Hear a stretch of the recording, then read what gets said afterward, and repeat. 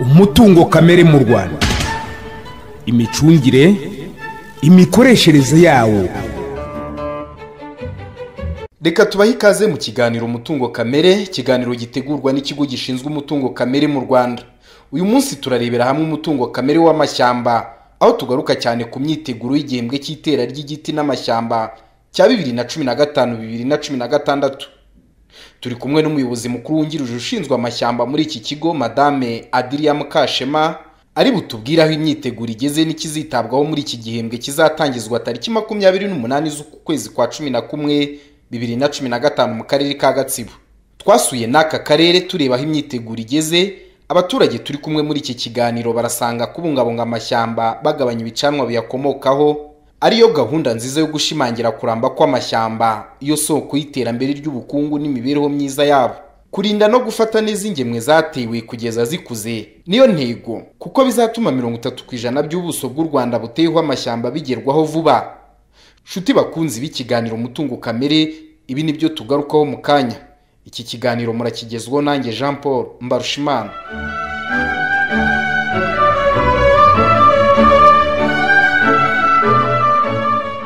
Kimwe n'ibindi bidukikije, leta y'u Rwanda yihaye intego yo kongera amashyamba ari ku butaka bw'u Rwanda, gusazura yashaje no gutera ndaho atari, kuko buri wese azi akamaro k'igiti n'ibigikomokaho. Ni muri urwo rwego buri mwaka hagenwa umunsi wo kugira ngo abanyarwanda bashishikarizwe iyo gahunda. Murakoze. Igihembwe cyo gutera ibiti n'amashyamba uyu mwaka kiratangirana n'umuganda urangiza uku kwezi kuri 28 z'ukwa 11 kuwa gatandatu.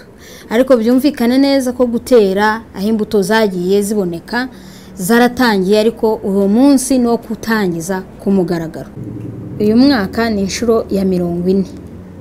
Byumvikana neza ko amashyamba u Rwanda rwatangiye kwitaho kuva mu 1975 niho rwashyizeho iyi gahunda yo kugitangiza ku mugaragaro. Uyu mwaka rero twatugeze ku nshuro ya 40. Insanganyamatsiko y'uyu mwaka ikaba dukoreshe neza ingufu zikomoka ku bimera tubungabunga amashyamba. Ibyo birashaka kuvuga ko turengera amashyamba, tugabanya ibicanwa dukoresha mu ngo zacu. Gahunda yo gutera no kongera amashyamba igamije mu by'ukuri kubungabunga igihugu cyacu. Igihugu cyacu ni igihugu gito cyane, ni igihugu cy'imisozi igihumbi. Byumvikana ko imvura nyinshi, ahantu hari imisozi miremire ishobora gutwara ubutaka bwacyo, tugomba gukoresha amashyamba mu kubungabunga iyo misozi. Hari n'ahandi igice cy'uburasirazuba igihugu cyacu gishobora kugira ubutayu, kubera ko ni ahantu hamapfa cyangwa se hashobora kuba amapfa bitewe nuko ni mu mayaga. Ayo mayaga nayo tugomba gutera ibiti byinshi n'amashyamba kugira ngo twirinde ubutayu. Icyo nicyo kiba kigamijwe. Abaturage bari hirya no hino mu gihugu barakangurirwa kurengera amashyamba, kubera ko hari ahagikomeje kugaragara ibikorwa bibangamira amashyamba. Ibikorwa bya mbere bibangamira amashyamba akiri mato, tuvuge twateye muri iyi myaka 2 tuvuyemo, ni igikorwa cya mbere ni ubworozi bw'amatungo. Amatungo akigenda ku mihanda, amatungo akiragirwa ku misozi, ibiti bitarazamuka, bityo aya matungo akabikandagira, ugasanga dusubiramo kongeramo ibindi biti. Icyo ni kimwe. Ikindi ni hagaragaye yuko nanone abashumba batwika imisozi bashaka uruhira. Rimwe na rimwe ugasanga baratwikana hahandi hari ibiti bitoya, ntibishobore kurokoka uwo muriro mwinshi. Ibyo twarabibonye mu mwaka, cyane cyane mu burasirazuba aho bamwe dufite za mpungenge. Ibyo nibyo by'ingenzi navuga bibangamira ibiti bitoya.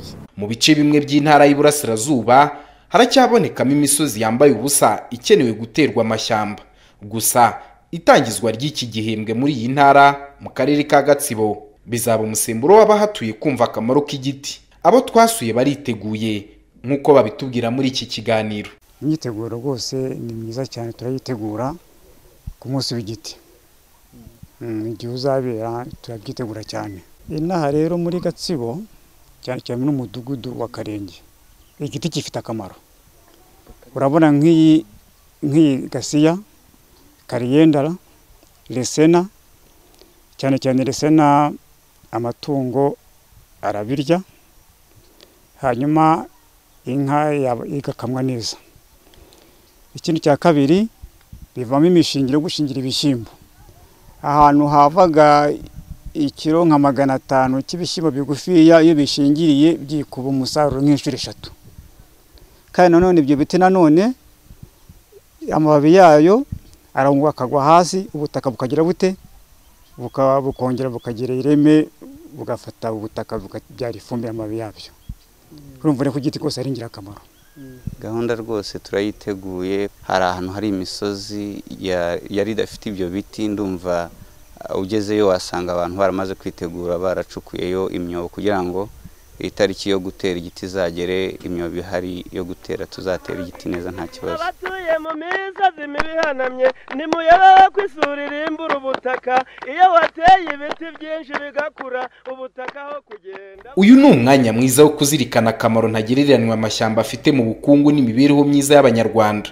Noneho reka turebe ingamba abaturage bo muri Gatsibo basangiza abahandi mu kugabanya ibicanwa bikomoka ku biti n'amashyamba, nk'uko tunabisanga no mu nsanganyamatsiko y'uyu mwaka igira iti dukoreshe neza ingufu zikomoka ku bimera tubungabunga amashyamba. Gahunda ya biogaze kugira ngo habeho kugabanya ubwo buryo bwo gucana ibiti turayitegura, ariko ubushobozi ntago buraboneka ku buryo bw'iyo biogaze, ariko mu gihe ubushobozi bwaboneka twayikoresha hanyuma tukagabanya gucana bya biti. Hari n'ubundi buryo burimo kuboneka bugiye bwaba ubwo gukoresha ibicanwa bindi bitari ibiti byerekeye ifumbire, biriya bintu by'imyanda bikaba byaba byoroshya kubonekamo igicanwa tudakoresheje cya giti. Ingamba dufite ubu ngubu, hari ingamba yo kugira ngo bashyireho abantu bo kugira ngo barebe ko bangiza ibyo biti. Izo ngamba zo zirahari, hari za gaso, hari abandi bashinzwe imitekano bagenda bareba ko ibyo biti byangizwa. Izo ngamba zo zirahari rwose. Iyo dukoze amanama cyane cyane dukora amanama n'abayobozi, icyo kintu bakivugaho ku buryo babibungabunga. Ariko niyo amanama arimo kubinaha ngaho hose, buri amanama yose abayobozi bose baba bateguye, icyo kintu bakivugaho ko rwose ko buri muntu agomba kugira gute kubungabunga igiti, akakireba akireba kuko igiti ari ingirakamaro. Hari ibintu bita za rondereza, ibingizo barabitubwira. Biogaze rero akenshi nanga nta bantu bafite inka cyane, batuye ko biogaze rimwe na rimwe ufite nk'imwe ngo biogaze ntiwayishoboye, ufite nk'eshatu ngo ni wakora biogaze. Ariko hari gahunda iriho yo kugira ngo abayobozi bajye batubwira ngo abantu bishyire mu matsinda, hanyuma baka inguzanyo, none barebe ko babona iyo biogaze. Ingemwe zizaterwa zarateguwe, zirahari kandi zirahagije, nk'uko umukozi ushinzwe amashyamba mu karere ka Gatsibo abitubwira. Umunsi w'igiti nk'uko umaze kubivuga zabe mu karere ka Gatsibo ku itariki 28 z'ukwezi kwa 11, aho tuzaba turi gutera ibiti by'ishyamba kuri hegitari 100 ziri mu murenge wa Kiziguro, akagari kagakomeye. Ubwo rero turimo turi kwitegura, barimo baracukura imirwanyasuri, barimo barashyiramo imyobo, pepiniyeri nazo zirimo zirategurwa zimeze neza. Uretse hose naho ngaho honyine gusa n'ahandi hose mu mirenge nk'uko tubifite mu mihigo yacu, tugomba gutera hegitari 1200 z'ishyamba, tukanatera hegitari 2500 by'ibiti bivangwa n'imyaka. Nubwo bitazakorerwa umunsi umwe kuri tariki, ariko guhera none aha ngaha na nubwo kuri umunsi rero turashishikariza abaturage igikorwa kukigira icyabo, kuko inyungu za mbere nibo zireba ku rutundi wari we wese, nibo byagenewe, babyitabire, bafata ingemwe bajye gutera mu mirima yabo zino zivangwa n'imyaka, n'abafite imirima yindi isanzwe badakoresha idashobora kubyara umusaruro, na ubundi buryo nabo ko twabaterera ibiti bisanzwe by'amashyamba. Tukaba tubashishikariza rero kugira ngo iki gikorwa bakigira icyabo, bazanadufashe no kugira ngo ntihazagira ingemwe zizasigara muri pepiniyeri zaba zikuze zose, bazagumye bazitere uko zigenda zikura. Murabyumvise rero, ibiti amashyamba ni igicanwa cy'ibanze mu mikoreshereze y'Abanyarwanda kimwe n'ahandi ku isi. Gucanwa kwayo mashyamba ni nabyo abaturage ba Gatsibo bavuze ahanini ko biri mu bibangamira amashyamba, ariko hari ingamba akarere kashyizeho. Ingamba ya mbere ni ugukoresha biogaze. Biogaze abantu bafite inka guhera kuri 2 kuzamura, buri wese ashishikarizwa kubaka biogaze kugira ngo ahitekeho mu kimbo cyo gukoresha inka. Hari n'ubundi buryo bwo kurondereza, nubwo abantu bose bakubaka biogaze ko bose batoroye, ariko hari uburyo bwo kurondereza na za nkwi zindi. Ubwo ari uburyo bwa rondereza, n'ubu ngubu dufite mu 21,800 zizatangwa mu miryango itishoboye icyiciro cya mbere cya kabiri. Ibyo rero nkaba nizera ko bizadufasha kugabanya, kuko ndibaza zizajya zigabanya 60% z'ibiti byakoreshwaga. N'umuntu yakoreshaga ibiro 10 by'ibiti azajya akoresha ibiro 4 by'ibiti. Urumva hari ikintu kizakigabanutse mu kurengera ibiti dutera n'amashyamba muri rusange. Abaturage nibagira umwete wo gutera igiti n'amashyamba, intego yo kugera kuri 30 by'ubuso bw'u Rwanda rwihaye buteyeho amashyamba ruzayigeraho nta kabuza. Uyu mwaka rero kugira ngo tuzagere kw'icyo cyerekezo cya 30%, twateguye ibiti byo gutera amashyamba, ibiti by'amashyamba bizaterwa ku buso busaga 7,000. Dutegura nanone n'ibiti bigomba kuvangwa n'imyaka, n'ibiterwa ku mihanda, ku migezi no ku nzuzi n'ibiyaga bisaga ku buso burenga 49,000. Hanyuma kandi dutegura no gusazura amashyamba, cyane cyane amashyamba ya leta akuze ashaje, kugira ngo yongere kugira umusaruro mwiza ku buso burenga 1,000. Kuri icyo kigero u Rwanda rugezeho mu kubungabunga amashyamba rurashimirwa intambwe rwateye, kandi byatanze umusaruro ufatika, kuko nk'ubu mu bice by'Ubugesera byaranzwemo amapfa yagiye ashira kubera kwitabira gutera ibiti no kumenya akamaro kabyo. Abaturage namwe murashimirwa ko mwumvise iryo hame. Uyu mwaka ndifuza gushimira Abanyarwanda ku ntera bamaze gutera.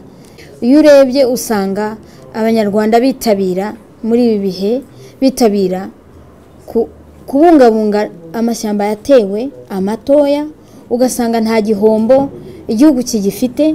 Kera twajyaga tugira igihombo cyo guhora dusubira duhinga ahantu twahinze mu myaka ya mbere. Nkongera kwibutsa Abanyarwanda badafite ubutaka ko nabo bafite ibiti byagenewe ingo zabo, byagenewe imirima y'ubuhinzi, ni nabyo byinshi bazajya gutora ibiti byakorewe mu mirenge, bikorerwa mu tugari, bazegera ba agronome n'abakanyamashyamba b'imirenge ndetse n'abo turere, kugira ngo babereke pepiniyeri kandi babigire n'inama yuko bagiye gutera biriya biti bitangiza ubutaka kandi bibana n'imyaka bikarumbura ubutaka bwabo. Iyo wubatse inzu yawe uba wiyubakiye, ariko iyo uteye igiti ugatera ishyamba uba wubakiye, cyangwa se uba utanze n'inkunga ye ku bandi kuri 12,000,000 z'Abanyarwanda bagomba kuba mu gihugu kizira umwuma kandi gitemba amata n'ubuki nk'uko abakurambere bacu babivugaga. Dusoza ikiganiro rikadushimira abagize uruhare muri iki kiganiro, namwe mwadukurikiye. Turarikira abaturage b'intara y'Uburasirazuba by'umwihariko mu karere ka Gatsibo ko ku itariki 28 z'uku kwezi musabwe kwitabira iyi gahunda kuri site ya Mishonzi mu kagari ka Mbogo mu murenge wa Kiziguro. Ni umunsi uzahuzwa n'umuganda rero wa nyuma w'ukwezi, ntimuzaburi. Iki kiganiro mwakigejejweho nanjye Jean Paul Mbarushimana. Naho ubutaha.